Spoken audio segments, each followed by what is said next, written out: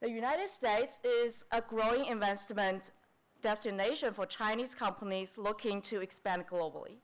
As Chinese companies grow the scale of their operations in the United States, they are seeking out opportunities to make an impact in the community in which they are investing and looking to grow their business. To become a successful global company, being a good corporate citizen helps the company to communicate and cooperate with the United States companies and within the local communities. In this panel, speakers will share examples of what they have done to help bridge the gaps, give back, and create a cultural awareness and appreciation within the local community.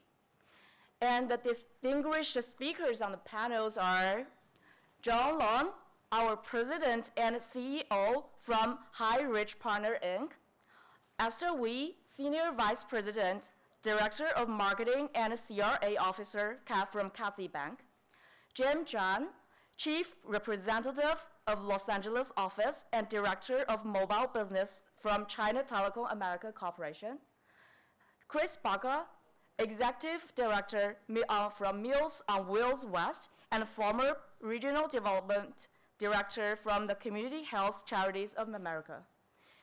And this panel will be moderated by Alan Chu, partner of PwC in Los Angeles. Alan Chu leads the China Business Network, CBN, for PwC US, and Mr. Chu advises on China-related business issues and coordinates specialist support for PwC's US and Chinese clients across various industries in both China and US. He has more than 22 years of experience working with Fortune 500 as well as middle market companies on inbound and outbound investment in the United States and China. Welcome.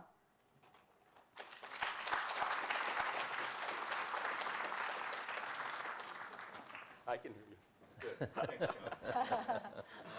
So first of all, I want to thank the student group, especially Yin, for their support for the panel.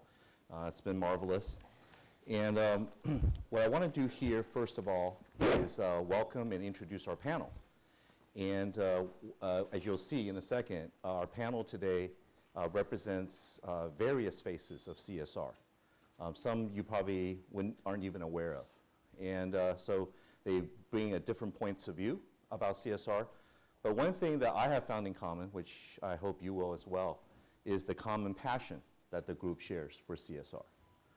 So I'd like to introduce the group that we have today. It's a very esteemed group. We have Chris Baca, who is an executive director for Meals on Wheels West. He's a very experienced CSR professional. But one thing that I found very interesting about Chris's background, I think you can tell by his persona that he was a very successful music executive for a decade.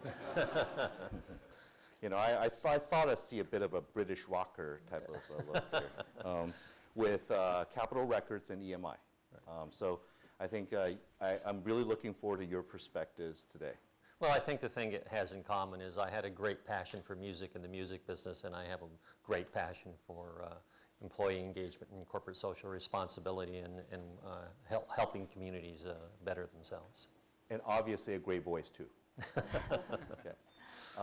John Long, next person. I think on your program that you'll see is some kind of official title about CEO and President of High Ridge Partners, which speaks to John's, I think, success as a real estate investor and professional for a number of years. And as you can see, he becomes visibly uneasy when I talk about how successful he is as a real estate professional. I'm still working. And that's because ever since I've known John, he doesn't want to talk about real estate. He doesn't want to talk about anything that has to do with money. He really doesn't, unless it has to do with donations. Because John is someone that I have truly learned to admire and respect, is that he is truly passionate about bridging U.S. and China. He wants to build he wants to be a bridge builder between the two cultures that he's a part of. He was actually born in China, but he's very proud to call himself an American. So he's a member of the Committee 100, And he, along with his wife Marilyn, has established the John and Marilyn Institute, U.S.-China Institute at UC Irvine, for which I think that is probably something that John is most proud of. Okay. And Esther, probably the most fashionable person on the panel today. Esther is a senior vice president with Cathay Bank, which is, in addition to being a sponsor of this event, is an iconic brand in the Chinese American community here. It is the oldest and probably most well-known Chinese American financial services institution in the United States. And Esther, I want to make sure I get this title right. So Esther is the SVP and Director of Marketing and CRA Officer, Cathay Bank. So I think that it's safe to say that Esther's role is that she's in charge of CSR for Cathay Bank. Okay. Last but not least is Jim Zan. Jim is the head of China Telecom here in Los Angeles. He is here today not only representing China Telecom, but also representing the China Enterprise Council, which is the official chamber of the Chinese domestic enterprises here in Los Angeles. And it represents many of the Chinese enterprises, including what are known as the flagship enterprises of China. And Jim is someone with over 25 years of experience. We're working for China Telecom, having worked in China, Hong Kong, and now the US. He's actively trying to expand the China Telecom mobile and other businesses here. And so we're pleased to have him on the panel as well. So the format of today's panel is that what we like to do is first have the panel start by, I think, going down the line and each talking about CSR and what it means for them and how it relates to their businesses, okay? Because one of the questions that we get a lot, especially relative to U.S.-China, is what's in it for the companies, okay, that do CSR? And is it just a PR job, or is it something that is more deeply rooted and foundational for the companies? Okay. So if I can, Jim, would you like to start us off on that? Yeah. You know, I'm from China Telecom. I would like to introduce a little about China Telecom. You know, we have three world largest. You know, we are the world largest CDMA operator in the world. We are the largest fixed line operator in the world. We are the largest broadband operator in the world. So, for example, we have more than 180 million mobile customers in China with CDMA module, which is larger than the first one in US, Verizon. So, give you some brief introduction. And as a basic telecommunication operator in China, China Telecom always regard the corporate social responsibility as one of the main mission of its operation. I can give you some example. China Telecom keeps implementing 3G network in rural areas and processing village-to-village project to shorten the digital gap between cities and the countryside. So this is the first thing. And also, China Telecom consciously to involved in the public welfare undertakings. For example, we continue to take the project of assistance in Tibet, and also we have another project named eSurfing School Care for Unattended Children in Midwest provinces. So, so with these works, China Telecom was ranked 14th in Fortune China CSR ranking in 2013, and also China Telecom was awarded as one of the top 25 most responsible companies. So this is what we have. And back to U.S., China Telecom entered in U.S. market thanks to the year of 2000. So during our operation, we find that it's very important to enter in the U.S. society. Now we have expand our customer from Chinese enterprise to U.S. local companies. We also expand our service from company, from enterprise to the individual market, consumer market. So, some famous name, for example, Facebook, for example, Microsoft, Nike, Gap, and A&F, you all familiar with. They are all our customers. So as a member of Chinese Enterprise Council in Los Angeles, we also pay more attention to communicate with local communities. We attend, we participate in Meals on Wheels in 2013, including the donations and delivery food to the elders. So in Santa Monica. So this is what we do here. Yeah. Thanks, Jim. One thing I just wanted to note is that, when I got to know Jim a little bit through the Chinese Enterprise Council, I was really heartened to learn that I think Jim talked about how deeply rooted CSR is within China Telecom's culture and everything that they've done in China, and that they are really now enthusiastic, as they have now grown in the U.S., to do the same and to make the same kind of impact that they did in China here in the U.S. Yes. Thank you so much. Esther, you're next. Right. Our late Vice Chairman Emeritus, Mr. Wilbur Wu, who of course was the reason why we're all here together, I think he embodied and really did CSR passion. He was a wonderful man. He did a lot during his lifetime. And even after he's gone, we're all here together because of him. Now, many of you know Cathay Bank, but Cathay Bank is a bank that does not perhaps go all out to create a name for itself. And I've been in the bank for 10 years now. My banking career really stems from the major American banks. But I've been at Cathay Bank for this time now, and I'm really so touched. And as I said, I think I'm very blessed to be at Cathay Bank. The bank was founded in 1962. Very humble beginnings, 1,000 square foot storefront office.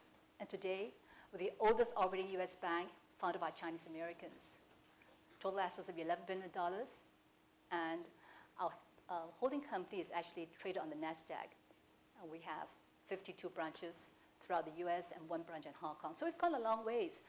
But what I found in working with Cathay Bank is that I've been with the big American banks and doing all kinds of things. I find in this bank a very caring bank, a bank that feels that we are today because of our community.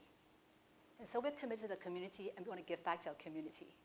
Every year, our foundation donates about more than $1 million to community-based organizations within the 8 states in which we have offices.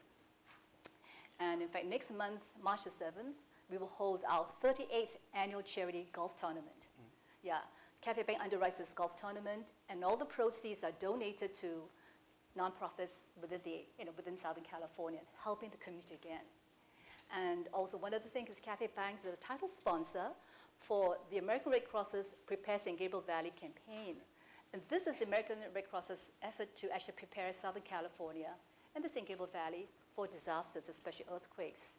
And my one picture I have to share with all of you, and the young people are fearless, that if there's an earthquake, we're without food for 3 days, we'll be fine. Without water, we will not be around. So remember that. Keep some water in wherever you are. Yeah.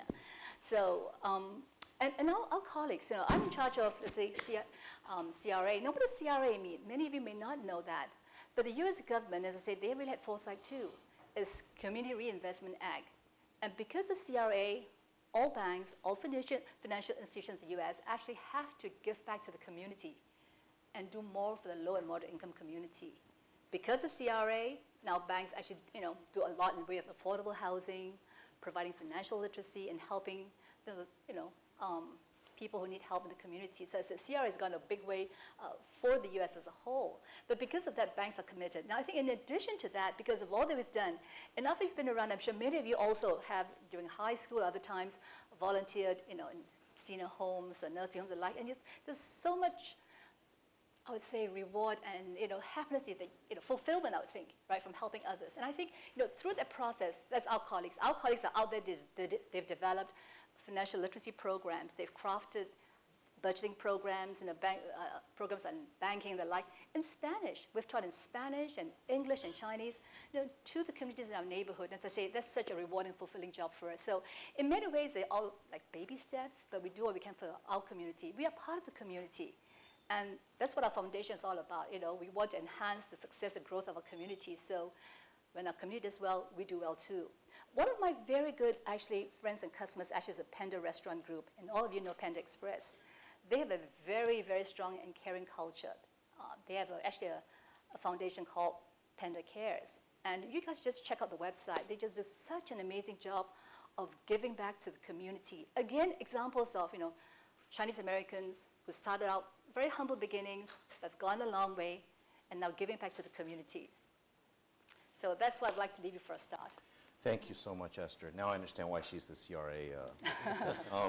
And I'm also really glad to see that the iconic brand of Cathay Bank that I grew up with is indeed kind of bridging the two communities with CRA as the foundation. Well, thank you. Okay, John. I know that John is someone that's incredibly uncomfortable talking about the great things that he does. So today I'm going to try to pry some of those things out of him, right? So John, can you share with us some of those amazing things that you've been doing? Well, thanks, Alan. And it's great to be here with all of you and friends, Michael and John and the people from UCLA. So I attended this wonderful institution way before you guys were born. And so I've journeyed a little bit. And my daughter actually graduated, got her MBA at Anderson a couple of years ago. And she said, Dad, she says, when you talk to future MBA audiences, she said, nobody wants to really listen to what you're doing now because they want to know what you did when you were their age, and they're interested in making money. So what you're so at the risk of not having you all leave, I think to me this whole idea of CSR and the role that universities can play and academics very much can tie into how you can be successful in the future and how through your contributions and your intellect and your drive and your determination can not only create a better society but make you more successful. Because, as John said, and I really kind of took away that for kind of the base of my thoughts is that we have to come together, U.S.-China, and rise together. And I think if we don't come together, unfortunately, we're going to all fall together. So I think it's incumbent on us to kind of keep that in mind. And an audience like this today, the fact that you guys are interested in CSR, I think is a very, very strong indication of where the future is going. And having said that, I hope I don't ramble too much, but cut me off now. I think that the place to start perhaps at CSR is in just defining what is CSR, and certainly from China, U.S., and as Jim and Esther are talking about CSR, and as I travel across, U.S. and China, which I do fairly often, when I go over to China, I really feel like an American, and I act like an American, and I have all the American attributes of being rude and arrogant and all those qualities, and I realized that wait a minute, we think over here one of our values is mutual respect, but I'm not sure we really go over there with an open ear enough to really see where they're coming from. And so in the area of CSR,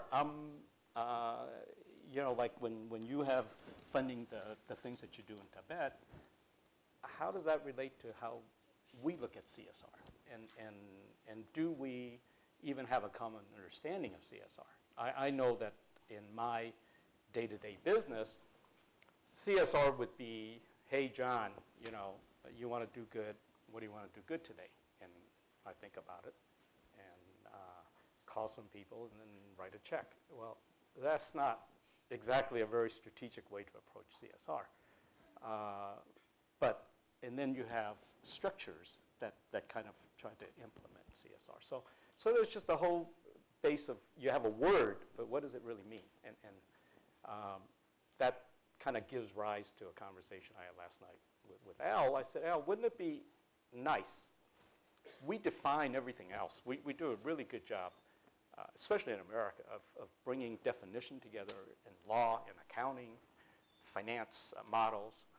I said, why can't we create some kind of index that could be researched, that could be then developed, and perhaps be used like the Nielsen ratings for television, or like in my business, real estate, where the Case-Shiller index is something that we all use in how we think, how we operate.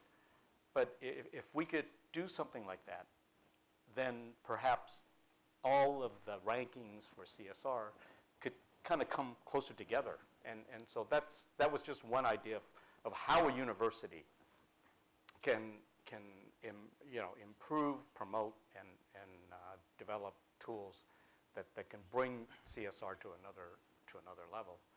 And in terms of education, classes that would bring you guys together in the context of not just talking about it from a theoretical point of view, but looking at it from how does this impact, if that's what my passion is, and that's where my goal is, where does that place in society and business fit? And it would seem to me that if we get more of this on the plate, we can really see CSR as an investment. I think a lot of us see CSR as almost like a social tax, like Esther was saying. I know in real estate, and we do a lot of affordable housing, we talk to people like Cathay and other banks that have to fulfill CRA credits. But the conversation starts with, well, we need to fulfill this requirement, not from, hey, this is a great place to invest in the future of America or China. And that's a mindset. So I think the great opportunity is the next generation can see what our generation saw as a tax to becoming what is a real positive investment. So education can lead in that regard. And forums and conferences like this, where we have cross-section of perspectives across a subject like this, I think is a great venue that universities and colleges can provide. So I really think we're sitting in something, in an area that is going to become more and more important. The understanding of what it means to be corporately, socially responsible is going to take a more and more of a center stage in this next generation of society. So I think UCLA is a great place to be. You guys are in a great place to learn, and I just would encourage you to think about CSR in the context of business integrating it, not looking at it as a separate and distinct component. John, can I share a bit of one piece of tidbit with you? Millennials, and many in the audience, I think, fall into that group, actually now will outnumber baby boomers by close to 30 million. You guys are our future. Right. So I think what you said is absolutely true.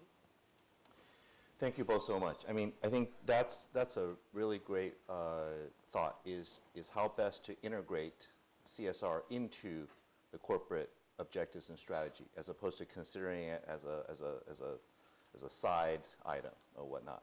And also actually coming up with some ideas for some tools which can help businesses to measure the value, right, of the returns on the investments made in that area.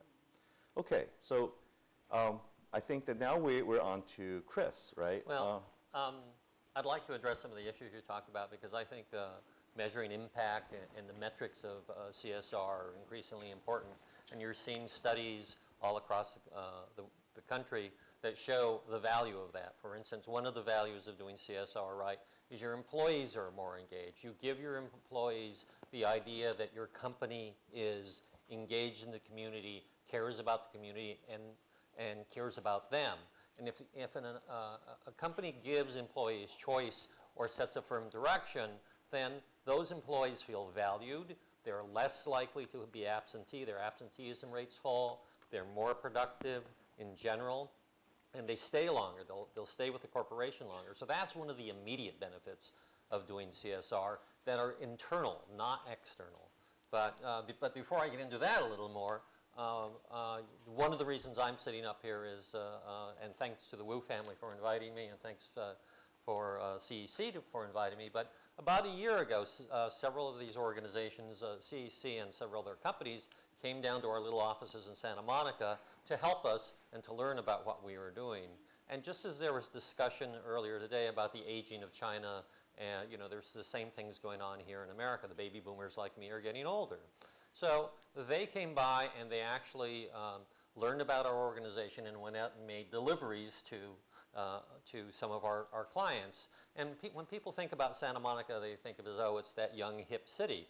Well, Santa Monica's got 15% of people who are seniors, and it's got a higher poverty rate than Torrance or Culver City. So Santa Monica isn't the cliche of this young, hip city, but it's actually a fairly diverse city with as you probably know, a large homeless population and a lot of affordable housing thanks to organizations like Cathay. So they came and they delivered food, and one of the people they visited was a Mandarin-speaking family, and they were able to thank them in Mandarin. So thank you all for supporting Meals on Wheels. So as far as the trends out there, I think what you're seeing, what you're talking about is right. I think just last week there was a meeting in New York of America's Charities, which is a diverse organization with many member charities, Community Health Charities, which has organizations like American Heart Association and Autism Speaks in it as their member charities, Global Impact, and Earthshare, which is an environmental federation of organizations. And they had a meeting last week or about 2 weeks ago in New York, where they discussed these various issues. How do you measure impact? How do you determine how to devote your dollars? And there's a number of ways to do that, and we can talk about that. I don't want to talk too much here, but I think you can, volunteerism is a great way for organizations that can cost effectively give people choice of how to volunteer, whether it be 1 day a year, or there's a program called Doers for Dollars where it actually pays employees, or some organizations will give employees up to 12 days a year off to do volunteerism. So I think volunteerism is a great way to encourage employee engagement and to better the community at a low cost. Chris, I think I'm going to impose on you for just a little bit more here because I, and along with some of my colleagues from PwC, we were invited by CEC to join the Community Service Day. And that really made a big impact on me personally for several reasons. One was I had no idea that Meals on Wheels, just for those of you that don't know, they provide meals for a lot of the disabled and elderly all over the country. They have over 1 million volunteers nationwide that make these deliveries. But what was amazing to me was when we visited Meals on Wheels of the West was that many of these volunteers have worked as volunteers for Meals on Wheels for 20 to 30 years. Yeah, as in fact, tomorrow, or Monday, I should say, we're having our annual volunteer recognition breakfast. And we're honoring a number of organizations and individuals. One of the people who was there has been delivering food for us for 39 years. You know, so we've got, and then on the other hand, we've got millennials from Santa Monica College who have been, you know, just signed up last week. So we have a really wide range of people, and it's not just showing up to to deliver these meals. They show up, you know, some of them show up 1 day a week, some of them show up 5 days a week. They come up in, they pick up the meals, and generally a meal route is between 8 and 12 people. So you will go to 10 or 12 or 8 different homes and knock on the door, and you'll bring them a hot lunch and a cold dinner for each of these people. And some of these people can't afford it at all. Even in Santa Monica, more than 40% of our recipients do not pay because they can't afford to. So they get county assistance in some cases, or it's my job to raise money to be able to feed those people. And so, and again, with the aging population, just as there's an aging population in China, the aging population here in the United States and in Santa Monica in particular, you have a lot of people with diabetics. One of the things we're doing right now is we've just started a outreach program with UCLA's Santa Monica Hospital, and we're talking to Kaiser about it, and we're working with Marina Del Rey Hospital, where we're targeting diabetics because the diabetes and obesity problem is so bad in America, not only with young people, but with older people. So we're targeting those people. We're also, so it's outreach to them. So we serve a wide and diverse community. There's a significant Latino population in Santa Monica that we serve. So we're just starting, I've just been there about 100 days actually, so we're starting the Latino outreach. So we're working on different areas. And in fact, I was here at UCLA about a month ago because you had a volunteer event, and we recruited volunteers for translating our materials into Spanish, and a social media volunteer. So thanks to UCLA, we're making some progress. Thanks, Chris. I mean, I gotta say, the reason I mentioned about the kind of the 20 to 30 year tenure was because, I mean, I truly felt that it wasn't like people, you know, kind of doing this to put that on their college application form or something, you know. These are people that really cared about the people that they served, you know. And the thing about Meals on Wheels is it's not simply showing up at the door and going, hey, here's your food. It really is. You walk in, you have a conversation with these people. Hey, how are you doing today, you know? You look like you're losing a little weight. Are you eating enough? Have you been to the doctor lately? So we literally, our volunteers literally check up on those clients of ours every day. And in fact, one of a great story is Google has been delivering food for us for 8 years. There are 14 volunteers at Google, and they deliver food for us every Wednesday. So 2 people come out every Wednesday from Google and deliver food. And they noticed that one of their clients had all this artwork around his home. And they got to talking to him, and they went, this man should be able, we want to share this artwork with, that this man has created, because nobody's seen it. So Google actually had a gallery showing in their lobby for this client of theirs. And that's the kind of relationships that our volunteers develop with our clients. It's not just about food. It's, as we say, it's about food and friendship. Thank you, Chris. So I'd like to go back to Jim now, right? So, you know, maybe perhaps you can share with, because I know that Jim was also an active participant with the Meals on Wheels Day. Maybe can you just share with some of your personal feelings, right, about what that experience meant for you? Yeah, you know, from China, you know, it's kind of very, you know, highly impact to me. You know, I think it's easy for one just help those only 1 time or 2 times in his life, but you know, Meals on Wheels, they do all years for several decades. So this is, you know, very highly impressed me.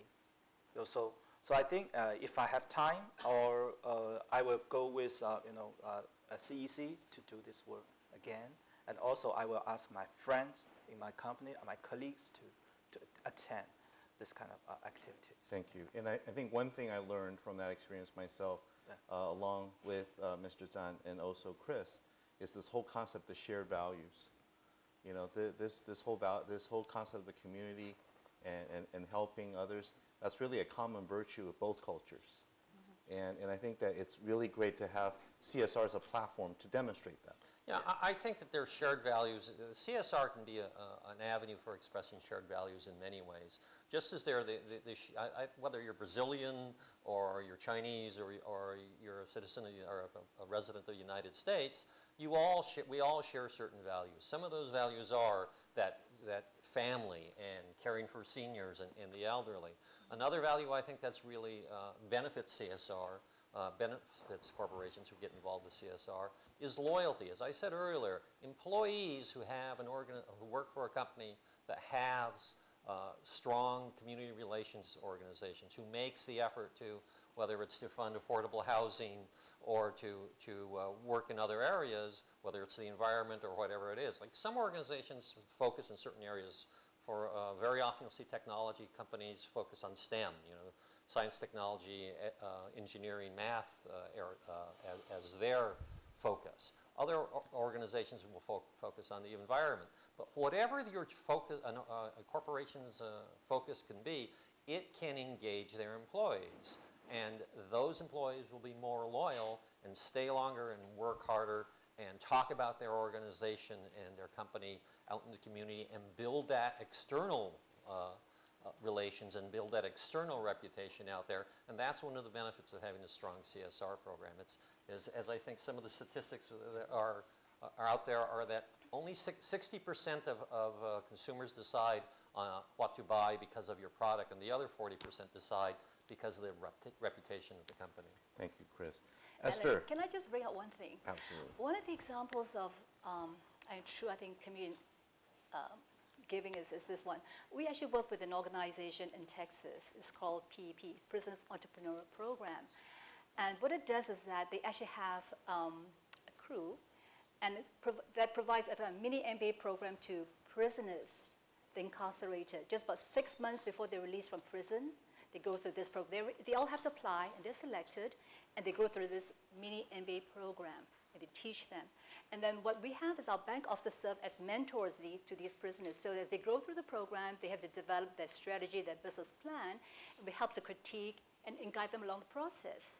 And so when our officers participated in Texas and actually attended the graduation ceremony, they were so touched. Their lives are transformed. I mean, they actually got to see firsthand, like Chris would say, you know, people, you know, who have been through prison, the hard times, you know, what they went through, and just to help them overcome this and be able to, after they leave prison, be able to find a job or set their own business.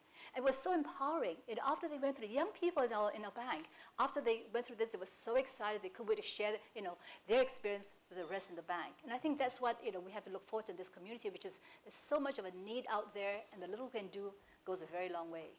So I think, sorry, I was going to say, Esther, I wanted to ask you as a last question here, right, is as a kind of iconic Chinese brand here, right, and now we have growing Chinese investments into the U.S. and even in Los Angeles here in particular.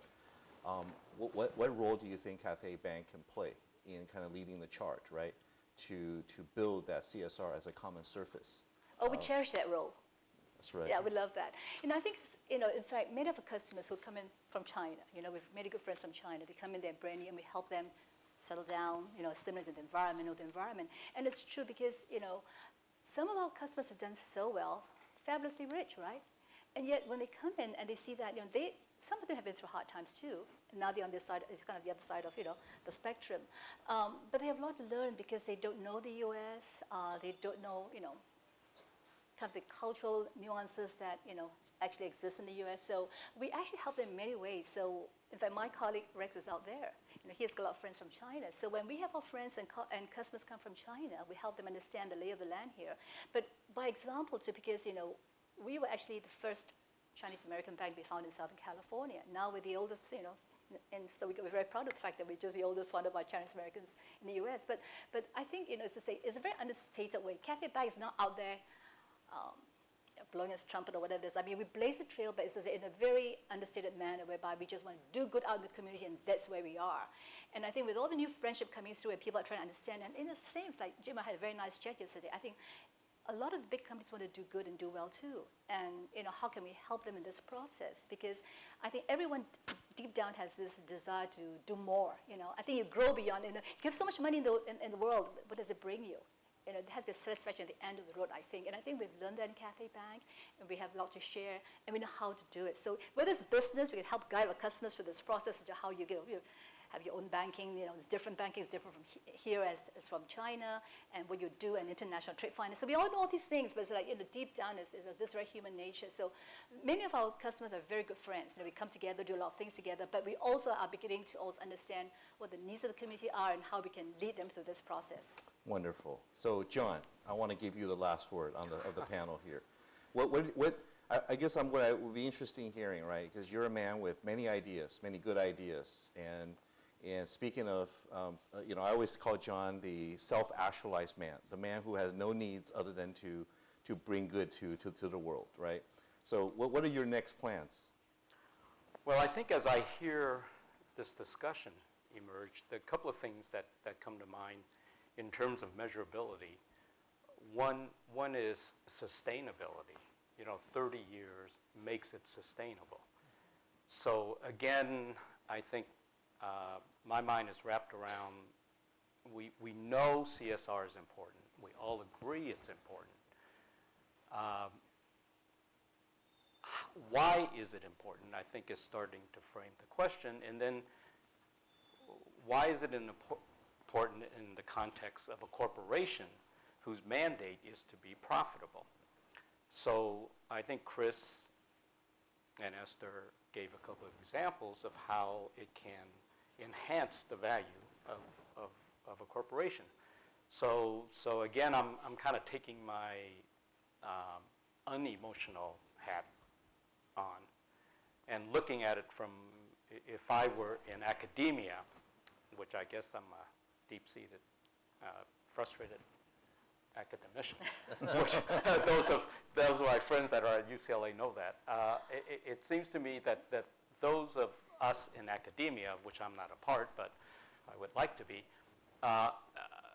we have kind of the luxury of education. We have the luxury of taking important ideas, shaping them in ways that might help society in a practical way. And so I think it's, again, what are these metrics that are so good and so vital and that resonate so well, and dissect them into some kind of perhaps standard that then the standards aren't by Meals on Wheels. They could apply to engineering, they could apply to environment. But what is it? And sociologists study this all the time.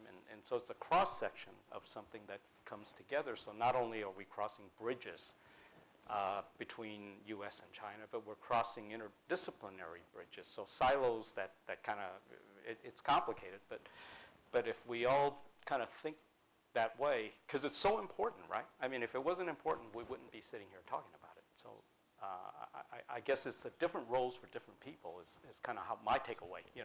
Each of us have our own little place in that. Thank you all so much. So I think that this is a great panel. We learned about the CSR, past, present, and future. And I look forward to hearing more about all the good things that all of you will be doing in the future. Thank you. Well, thank you. Thank you.